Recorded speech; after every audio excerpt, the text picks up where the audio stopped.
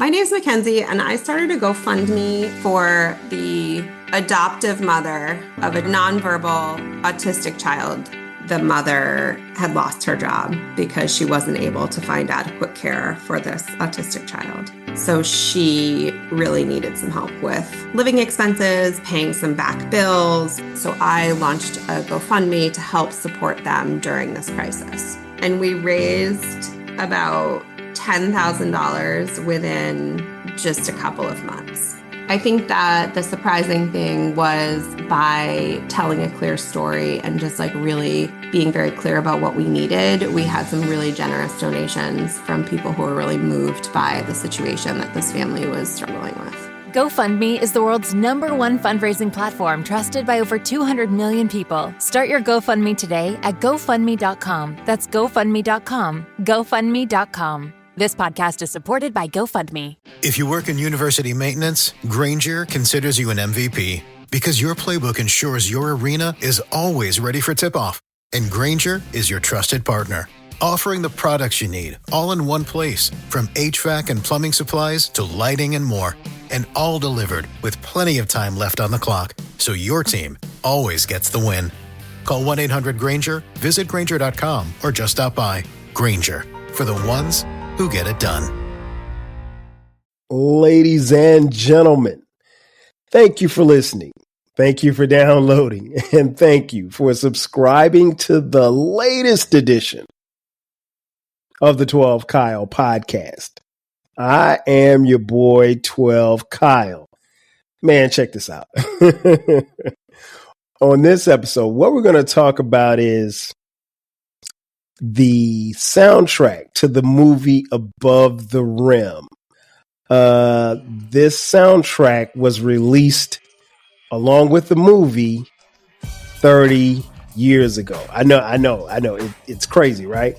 Yes, the soundtrack was released March 22nd, 1994. And on this episode, what we're going to talk about is obviously the tracks, the producing, who did the producing, feature the artist, and as well as just my thoughts on this album.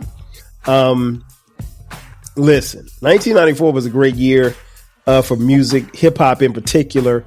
But one of the things that was very key at this particular time in history, as far as music was concerned, was that particularly with black movies, when a movie got released, as fans, we were always checking for the soundtrack. Now, the soundtrack wasn't anything new. I mean, black movies all the way going back to the 60s and 70s had soundtracks, but there was a run, and I'm going to cover it this year and in the subsequent years.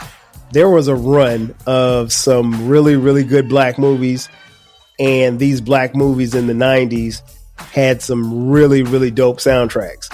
And this movie produced a very, very dope soundtrack. Again, the movie is called Above the Rim. I'm not going to get into the movie. Hopefully you've seen and heard of the movie. If you haven't, check it out. It's a really good movie. I like it. I like watching it. And it's one of those movies that when it comes on, I always sit and watch it as if I'd never seen it before.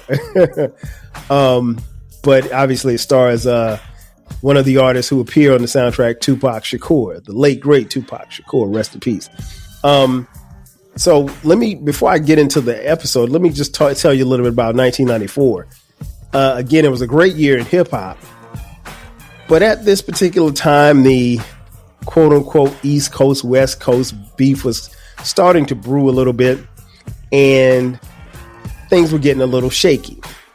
There was a major rap label in the West Coast, LA in particular, called Death Row. And Death Row was run by none other than Marion Suge Knight. And he was guided by his in-house producer, the legendary Andre Young, aka Dr. Dre. Now, for the Above the Rim soundtrack, Suge Knight and Death Row Records, Suge Knight specifically was the executive producer for this particular soundtrack. So a lot of artists that appear on this album, on this particular soundtrack were Death Row artists. But it was a really, really dope album. And one of the things I remember was just playing it over and over. This soundtrack got a lot of run in my Nissan Sentra, no lie. It was a great album. And again, when I think about this soundtrack in particular, even before I get into the songs, it's still kind of mind-boggling to think that it's been 30 years. Because for me, I don't know about you, but for me, in 1994, I was in college. I was at South Carolina State University, and this soundtrack comes out, and it blew up. I mean, it literally blew up. And, I really enjoyed it. I really enjoyed playing it. It won a lot of awards. It was a soundtrack that was heavily... Well, I can't even really say it's West Coast because this soundtrack just flows. It's a vibe, it's a bop, as the kids say. But it was something that I really enjoyed listening to, and even as I went back in preparing for this particular episode, listening to it, man, it was really a trip down memory lane. A lot of nostalgia. A lot of good vibes, a lot of great memories. This joint really brings back a lot of great memories for me. And again, it was a great time in my life because I was in college at the time. So, but yeah, the album, the Above the Rim soundtrack, released again March 22nd, 1994. The runtime on the CD was 77 minutes. Also, there was a cassette tape. It came out on cassette, and there were some bonus songs on the cassette. Now, here's the interesting thing. When I purchased this, I purchased the cassette first, and then later I got the CD. Maybe about a month and a half later.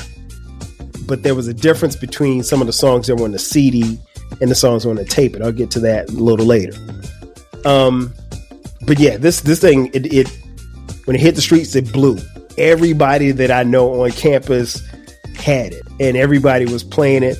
And again, it was really just something that we gravitated towards because the music was really, really dope. And we were young and we were impressionable, and we hung on to every word of every song. So, it was, to say that it was a soundtrack specifically to a particular time in our lives, I think that's an understatement. I mentioned the producers. This album had some heavy hitters when it came to producers. Again, Suge Knight was the executive producer, but Dr. Dre oversaw the project. We had producers like the legend DJ Quik, Daz from the Dogg Pound. Who else? Devontae Swing. His brother Dalvin produced. Warren G.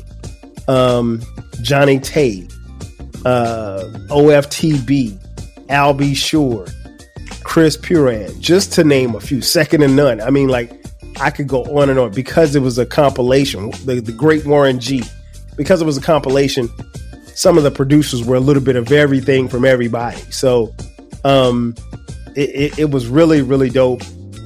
And one of the things that I really enjoy about this album is how it's actually sequenced, and just the overall theme and vibe of the album.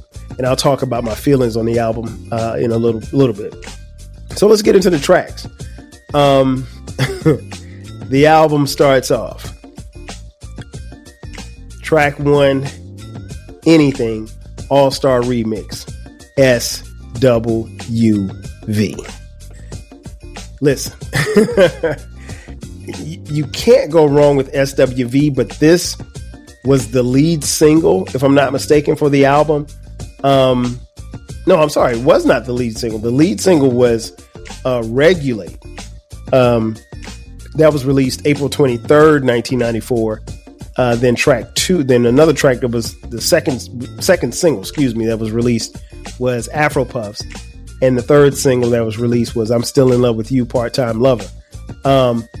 I don't know when the track 1, Anything, was released, and it may not have been released as a single, but it's one of the songs on this album that everybody knows.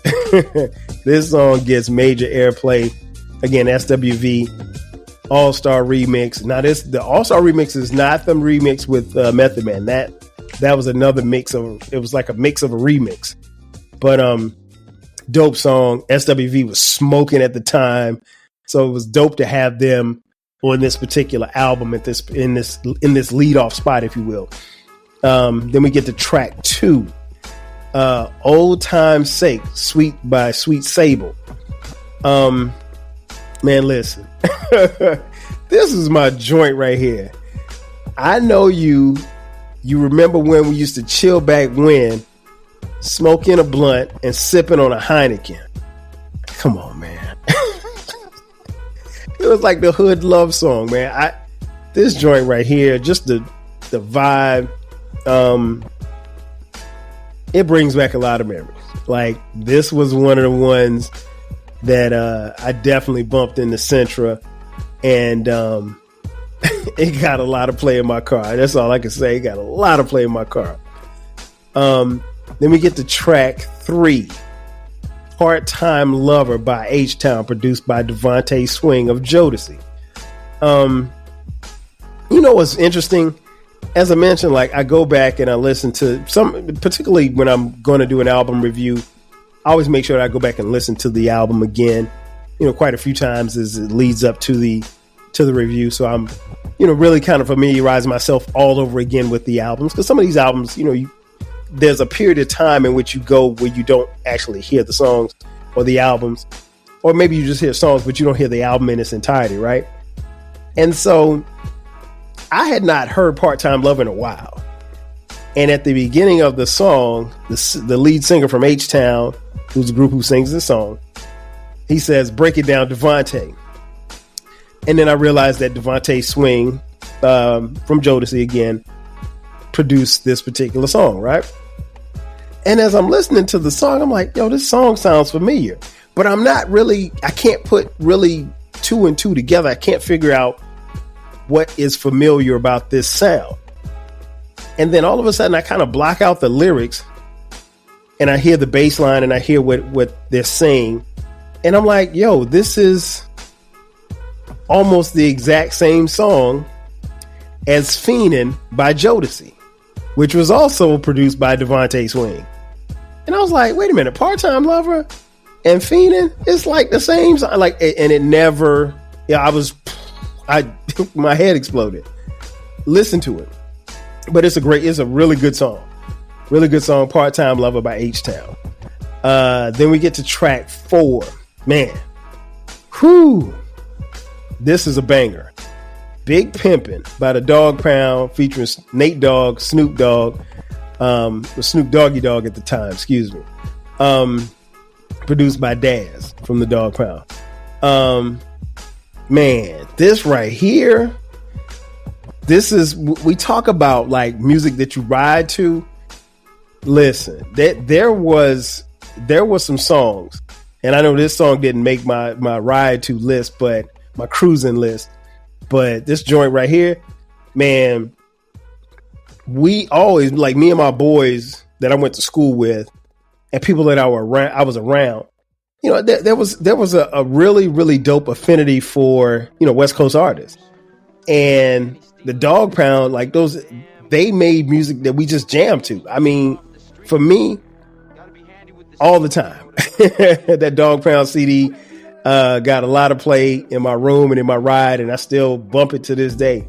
But this joint right here, Big Pimpin', man, that's one of my favorite Dogg Pound joints.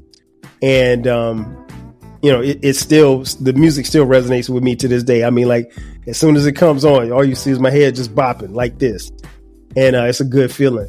Then we get to track 5, Didn't Mean to Turn You On by Second to None and DJ Quik, produced by DJ Quik and Second to None. This one was a really good song. This one took a minute to grow on me. I'm not gonna lie, because I've always liked DJ Quik, and I wasn't sure about Second to None, and I always liked Quik's verse, but over a period of time it grew on me, and it's a really good song. And so far this album, 5 songs in, is smoking. Like, it's like on fish grease levels. It's on fire. And then we get to track 6, Doggy Style by DJ Rogers. Okay. This is where the album takes a turn for me. I don't think this song is as good. It was good back then. Listening to it now, I mean, like, okay, here's the elephant in the room. In the 90s, a lot of stuff revolved around sex. And so, like, some of the songs that were made, some of the interludes, shout out to Dre and Biggie, who, you know, had sex going on in the interludes. It just wasn't like, it didn't age well. I guess that's the best way I can say it. It did not age well. So, Doggy Style, it's okay. It was a song that I think I listened to back then. Now, skip. I mean, I listened to it, you know, leading up to this episode, but skip. Then we get to track 7. Track 7, Regulate. Nate Dogg and Warren G, produced by Warren G. I think it goes without saying that Regulate is probably the most popular song on this album. Of course, they used the I Keep Forgetting sample by Michael McDonald. And this song skyrocketed on the charts. It put, you know, it propelled this album and its album sales. And the storytelling, of course. And then, of course, it goes without saying, but the legendary singing of Mr. Nate Dogg, rest in peace, was incredible. You've never heard anybody sing about murdering somebody, and it sounds so beautiful. He told you he pulled his gat out and let all them busters down. He let his gat explode. That's what he said. Incredible. And it's still kind of funny. I always chuckle when I hear that line. I laid all them busters down. I let my gat explode. It just sounds funny to me. Like, he's literally singing about murdering people in a drive-by. And he made it sound so cool and so fresh. Not that it would make you or inspire you to go do a drive-by, but Nate Dogg just had a way, man. That brother, listen, there are a lot of people that have come and gone in hip-hop. And there's some that have left their mark. Very few can say that they did what Nate Dogg did in the short time that he was here. Man, that brother was dope. Really, really dope. Again, rest in peace to the legendary Nate Dogg. Then we get to track 8. Tupac and Thug Life, Pour Out a Little Liquor. I'll be honest, and I bought the Thug Life CD. I bought it because I'm a fan of Tupac. I love Pac, man. Rest in peace. The Thug Life dudes, his partners, they were okay. I wasn't really like a big fan of them, but you know, Pac did his thing and he helped carry the song. And you know, Pour Out a Little Liquor, that was like the thing. So, like, I ran with in college. I ran with a bunch of my teammates, and I didn't drink in college, right? And so, damn near all of my teammates drank. A few smoked, and so. What was interesting was, like, they always had to pour out some liquor, you know, because of that was the thing to do. Like, you poured out some liquor for the dead homies, but in reality, we didn't have any dead homies. We were in college. Nobody had no dead homies back then. But it was always funny to me. So, you know, guys get the 40s before they turn it up. They pour out a little liquor for the homies who ain't here. But that song inspired that. And I'm assuming that was a thing that was really, really big on the West Coast, gang culture. And it's something that, you know, infiltrated into the music, which we accepted. And it was really dope. But I used to always laugh at my teammates pouring out liquor for the dead homies. I'm like, you barely even got homies. What are you pouring out liquor for? But still funny nonetheless. But a great song. Love that song. Like I said, not really a fan of Thug Life, but I thought they held their own in this song. Then we get to track 9, Gonna Give It to You, by Jewel and Aaron Hall. Man, whew. This is a ballad, Aaron Hall of Guy and Jewel. Now, Jewel, if you're a fan of Death Row Records, you know who Jewel is. I mean, she sang on just about all of the tracks on like Still Dre Day, Let Me Ride. I mean, she had so many songs on most of the Death Row projects. And she unfortunately passed away in 2022, I think. Rest in peace to Jewel. But I love her voice. I may have to Google a picture because I don't know what she looks like because we didn't have the internet back then. But her voice is melodic. I mean, like she has that strong sing from your diaphragm in church yelling type voice. I love her voice. But anyway, this is a good song between her and Aaron Hall. She definitely held her own against Aaron Hall. And that was a joint that still got played in the car. Then we get to track 10, Afro Puffs, The Lady of Rage. Whew. Again, second single. It might be the second popular, as far as the masses are concerned. Great song by The Lady of Rage. That joint still bangs. And I mean, like, girls, this was like where we were. This was like the girls' anthem. This was the girls' anthem back then. I mean, Afro Puffs was the joint. And even now, if you go to any type of party and the DJ puts this on, your 40 and up club, they jamming to this, especially the ladies. And you won't find many ladies right now, 40 and older, that don't know the words to Afro Puffs. I promise you. And if you come across somebody who's 40 years old and they don't know the word, a lady that doesn't know the words to Afro Puffs, she probably wasn't outside. Probably. Because there's no way. Everybody who was outside loves this song. Still bangs to this day, produced by Dre and Daz. Then we get to track 11, Just So You Know, by C.P.O. Boss Hogg. This one, it took a while. I think his voice kind of threw me off.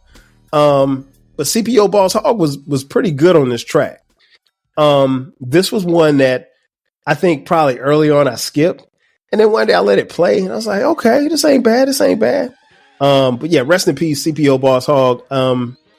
Yeah, this joint it fits. West Coast artist. He had a very distinctive voice. And, but I think the placement of this song and what he's talking about, it fits where it is on this album. Then we get to track 12 from Paradise, Hoochies Need Love Too. Now, hey man, in 1994, who didn't need a good hoochie? And if you had a hoochie, you know your hoochie needed love too. This one was funny. And that's the funny thing about where music was really, as far as hip hop was concerned, when you tried to mix in some of that hip hop and R&B, you got these kind of thugged out songs that really didn't talk about love. It was just talking about sex. So this one was, the hook was singing, but it was Paradise actually rapping. This was cool. It was a cute, funny song. I enjoyed it. A lot of people didn't like it, but I enjoyed it. Then we get to track 13, I'm Still in Love with You by Al B. Sure. This is a remake of the Reverend Al Green song, I'm Still in Love with You. Al did his thing. I don't think I think Al B. Sure did his thing, and I don't think Al Green would have been disappointed or is disappointed in this effort. Really, really dope song. Now, here's where I think the album starts to tail off a little bit, and I really think they probably could have ended it after track 14, but they, kind of kept going. Because I think that's one of my knocks on this album is that it's way too long. If they had cut it, a couple, maybe about 3 or 4 songs out, I think you got a legit 13, 14 song album, and it's a smoker. But crack 'em. produced by DJ Quik. The group is called OFTB. You know what? The first couple of times I heard this song, I ain't like it. I didn't like it at all. But man, after a while, I let it play, and it was like, crack them, let me at them, I was like, okay. And then I listened to it, and I was like, okay. And I mean, at the time, I didn't know, because I didn't know who OFTB was. But OFTB, three brothers from Watts, according to the wiki, the three founding members were from the Nickerson Garden Projects. Shout out to Nickerson Gardens. So yeah, to come from that area and be able to rap and be dope. Yeah, like I said, I like the song. And I think I probably would have ended it here, because I think the next couple of songs are just okay, and they're just, it felt to me like they just added them on. Track 15, You Bring the Dog Out. Singing or performed by Rhythm and Knowledge, produced by Sean Barney Thomas. It's okay. I mean, like, the next track, Blowed Away by B Rizzle, not that good. That was produced by Devontae Swing. Track 17, I like. I probably would have moved it up in the album, maybe midway in the album. It's another joint by Jewel. It's called It's Not Deep Enough. And this is just her singing. This is produced by Mr. Dalvin from Jodeci. And then track 18, the final track, Dog Pound for Life, produced by Daz, and this is performed by the Dog Pound. Now, this song needs to be on the front part of the album. You really could have I would have put this at, like, I don't know, track 2 or 3. Again, I'm a Dog Pound fan, so this song makes the album. But I think they probably could have cut out 3 or 4 songs on this album, and it would have been perfect. Well, not a perfect album, but I mean, like, it would have been more fluid. Again, I think when you're talking about, Suge and what Death Row was doing at the time, I can understand how and why they had so many out. Because again, this is a compilation. So I can understand why you had so many people on this particular album. If it were being produced by 12 Kyle, you don't have as many people in this album. But this is a really, really dope album. Remember earlier I told you that there's a difference between what was on the cassette tape and what was on the CD. The cassette tape had a bonus track, and that bonus track happened to be my personal favorite Tupac song. The song is called Pain, and the song is featured throughout the movie Above the Rim. I think that is Tupac's best song, or at least one of his best songs. This is my favorite song from Tupac, and when you hear it, you feel it. I mean, like, people can say what they want about Tupac. You felt Tupac. Like, if you listened to Tupac, you felt it. That's why his loss was so important to not just his fans, but just to the culture and rap altogether. Because you felt it ain't, particularly in 1994, we listened to music, but it wasn't really a lot of people that you just felt in your heart and your soul. You felt Tupac. The song is called Pain. If you have not heard it, listen to it. You feel Tupac in this song. So when he talks about his pain, you feel him. And you don't have to have known Tupac to understand the song and to love what he's talking about, because it's vintage Tupac. And I don't think it should have been just on the cassette. But interestingly enough, I bought the cassette, so I had it. My first purchase of this album was the cassette, so I had this song. But subsequently, when I bought the CD, it wasn't on there. So I had to burn the CD and then, add that song on there. And I can't remember how I did it. I think I did it later. I definitely didn't do it in 94 because there was no way for me to burn CDs. But I love that joint. But yeah, and then there was 2 other songs, My Money Right by Lord G and Loyal to the Game by Tupac, Tretch, and Riddler. again, solid songs, but at this point, the cassette running time is 90 minutes. That's an hour and 30 minutes. That's way too long. Way too long for a cassette. I mean, because, a cassette, you're not hitting fast forward through the song. You're just sitting there and listening to it all the way through. Now, again, this is a dope album. I always talk about the mics that you get in the Source. If I had to give this album a mic, it'd be 4 mics. It's not a 5 mic album. It's not a 3. If you said 3.5, I'd be cool with that too as well. But the highs on this album are through the roof. From anything, Old Time's Sake, Part-Time Lover, Big Pimpin', Regulate, Pour Out a Little Liquor, Afro Puffs, Dog Pound for Life. I mean, those are all Pain. Those are all bangers. Those are all smoke. Really, I just named about 7 or 8 singles. Those are all singles that could have been released from this album. Seriously, it is that good of a compilation album. And again, the other songs aren't bad. They're not bad at all. But yeah, this CD is cold. It's cold.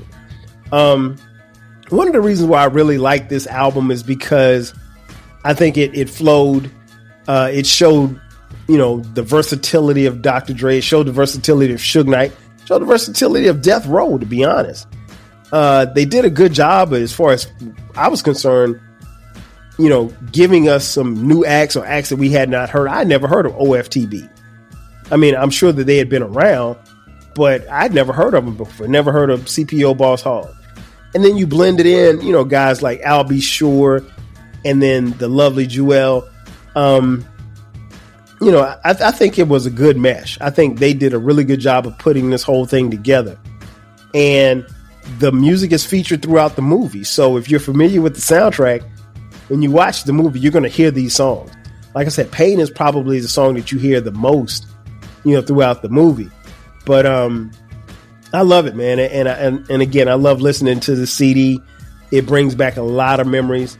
It's something that I think everybody can get something from. Again, when you take a song like Regulate, I mean, you can make a case that Regulate is one of the most popular hip hop songs, period.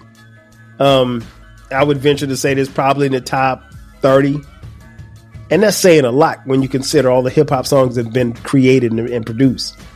But yeah, if you haven't done so, definitely take a listen to this album. For me, again, it's a great trip down memory lane, but it's also like a reminder that time flies. And I'm like, yo, it's 30 years. There's no way it could have been 30 years. But, and it, even in listening to it, and even in this discussion, I realized that I probably said rest in peace way too many times. We've lost quite a few people from this album. And from Nate Dogg to Tupac to Jewel, on down the line. And it just goes to show you that, life is precious. But some of these artists left some great music, and we should all be thankful for that. Ladies and gentlemen, that's going to do it for me. This is your boy 12 Kyle, and thank you for checking out another edition of the 12 Kyle podcast. Be sure to subscribe to the podcast if you haven't done so already. You can find this podcast wherever you find podcasts. The podcast is also on YouTube as well. Go to youtube.com, search 12 Kyle podcast. You can rate, review, leave a comment on podcast. If you're on Spotify, you can leave a comment there. You can leave a comment on YouTube as well. But make sure you subscribe and you tell a friend to tell a friend. If you're on social media, follow us on social media. Twitter X, Instagram, Facebook. The podcast has its own TikTok page. Follow on there as well. We put up videos as well. And like I said, on YouTube, there's audio and video of every episode. And of course, you can follow me, 12 Kyle, across the board on social media as well. If you feel so inclined, hit us up on Cash App, $ TWELVEKYLE. Go to our link tree. There is now 12 Kyle podcast merch. So if you'd like to throw us a couple of dollars, you'd like to get yourself a nice shirt or a coffee mug, 12 Kyle Podcast, or a hoodie, do that. The link is on the link tree as well. Again, that's going to do it for me. I am your boy, 12 Kyle. I'll catch you guys next time. 5,000. If you work in university maintenance, Granger considers you an MVP because your playbook ensures your arena is always ready for tip-off. And Granger is your trusted partner, offering the products you need all in one place, from HVAC and plumbing supplies to lighting and more, and all delivered with plenty of time left on the clock, so your team always gets the win. Call 1-800-GRANGER, visit Granger.com, or just stop by. Granger, for the ones who get it done. The new Wegovy pill is now available through Weight Watchers. Powerful GLP-1 results in a simple pill at the lowest price available. And with Weight Watchers, you can get doctor support and personalized nutrition programs. See if you qualify at WeightWatchers.com. Ad not reviewed or approved by Novo Nordisk.